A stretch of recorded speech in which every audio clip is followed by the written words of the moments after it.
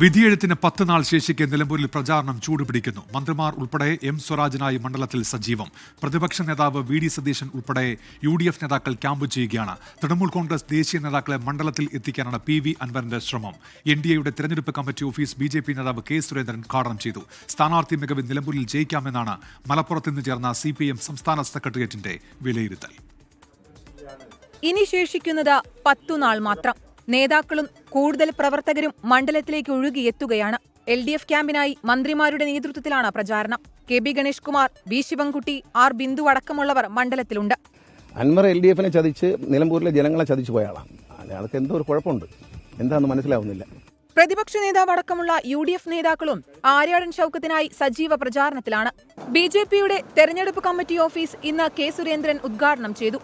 വർഗീയ ശക്തികളുടെ പിന്തുണ തേടി, മതഭീകരവാദ ശക്തികളുടെ പിന്തുണ തേടി തെരഞ്ഞെടുപ്പിൽ ജയിക്കാനുള്ള പരിശ്രമമാണ് LDFും UDFും നടത്തിക്കൊണ്ടിരിക്കുന്നത്.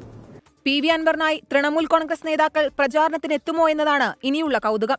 നിലമ്പൂരിൽ M സ്വരാജിന്റെ സ്ഥാനാർത്ഥിത്വം ഗുണം ചെയ്തുവെന്ന് ഇന്ന് മലപ്പുറത്ത് ചേർന്ന CPM സംസ്ഥാന സെക്രട്ടേറിയറ്റ് വിലയിരുത്തി. ഇത് വോട്ടായി മാറിയാൽ വിജയം അനായാസമെന്നാണ് പാർട്ടിയുടെ കണക്കുകൂട്ടൽ.